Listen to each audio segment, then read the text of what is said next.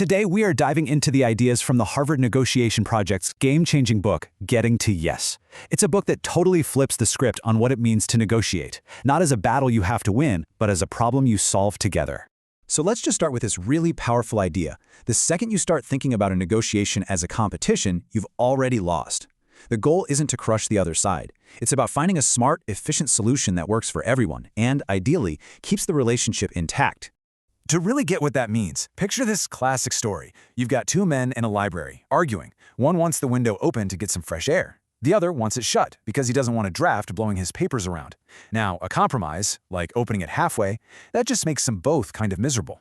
But then the librarian comes up with a brilliant solution. She opens a window in the next room. They get fresh air, but there's no draft. Problem solved. Or how about this classic problem? Two people have to split a cake, but neither one trusts the other to cut it fairly. The solution is just so elegant. One person gets to cut the cake and the other gets to choose their piece first. It's a simple little process that guarantees a fair result. No arguing necessary. And this one perfectly shows the real cost of not looking just a little bit deeper. So two kids are fighting over a single orange. A parent steps in and does the fair thing, splits it right down the middle, 50-50. But here's the thing.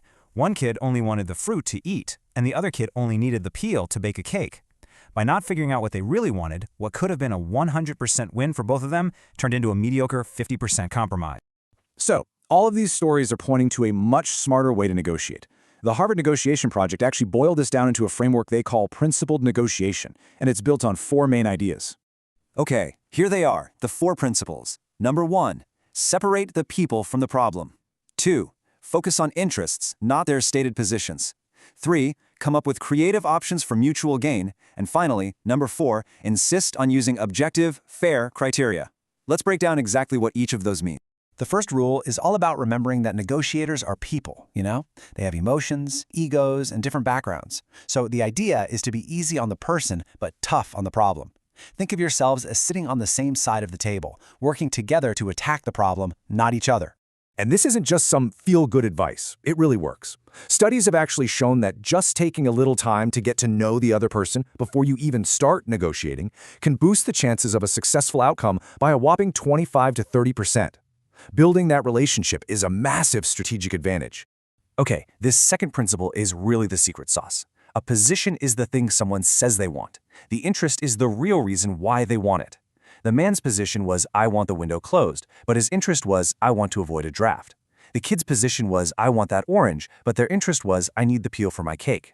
Focusing on those underlying interests is what unlocks all the creative solutions. So, how in the world do you figure out what those hidden interests are? Well, it's simple, but that doesn't mean it's easy. You just have to ask why. And then, and this is the important part, you have to genuinely listen to the answer. Really try to put yourself in their shoes. You'd be amazed at how people open up and become partners in problem solving once they feel like you actually understand them. Once you both understand the real interests at play, it's time for principle number 3, inventing options. The absolute key here is to separate the act of creating ideas from the act of judging them. You hold a true brainstorming session where every idea is on the table and nothing is shot down. And remember the orange story. It shows that your differences aren't roadblocks. They're actually the raw ingredients for a perfect solution. And the final principle is how you take ego out of the equation. It shifts the conversation from this battle of what I want versus what you want to a mutual search for what's fair. You agree ahead of time to use independent standards, things like market value, an expert opinion, or a simple procedure like that kick-cutting rule. Okay, this all sounds great in theory, right? But I know what you're probably thinking. What if the other side doesn't want to play by these nice rules? So let's get into the 3 most common what-if situations. First up, the big one. What do you do when the other side seems to have all the power, all the leverage, and they hold all the cards? The answer is your secret weapon, and it's called your BATNA. That stands for the best alternative to a negotiated agreement. Simply put, it's your walk-away plan. It's the best course of action you can take if you don't reach a deal. It's your plan B. And just look at the difference. It's night and day. Without a BATNA, you're negotiating out of desperation, out of weakness. You're basically flying blind. But when you have a strong BATNA, you have power, you have options, you have clarity. Think about a salary negotiation. If you have 2 other job offers in your back pocket, that gives you incredible power. So always know your BATNA before you even walk in the room. All right, next challenge. What happens when the other side starts playing dirty? They're using deception, psychological games, maybe the whole good cop, bad cop routine?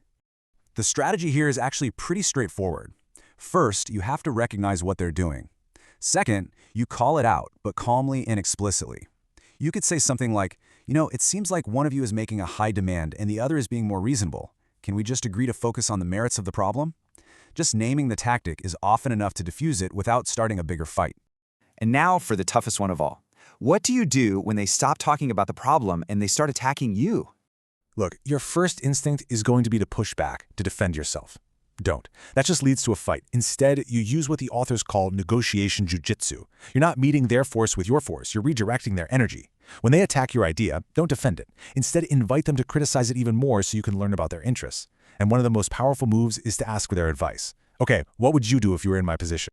So, after all these principles, all these tactics, let's bring it all the way back to the very beginning, to the core idea. Because the real goal of negotiation isn't what most of us think it is. There's this fantastic story that just captures it perfectly. Back in the 60s, a guy in London was watching a father and son throwing a frisbee back and forth at a park. Now, this was a brand new sight in England at the time. So after watching for a while, the man walks up to them and asks the question that seemed perfectly logical to him. He asked who's winning, but the question doesn't make any sense, right? The point of playing catch isn't for someone to win. It's to have a good throw, a good catch, and to keep the game going. Asking who's winning in a negotiation is making the exact same mistake. The real goal is to work together to find a solution that satisfies everyone's true interests. That is how you get to yes.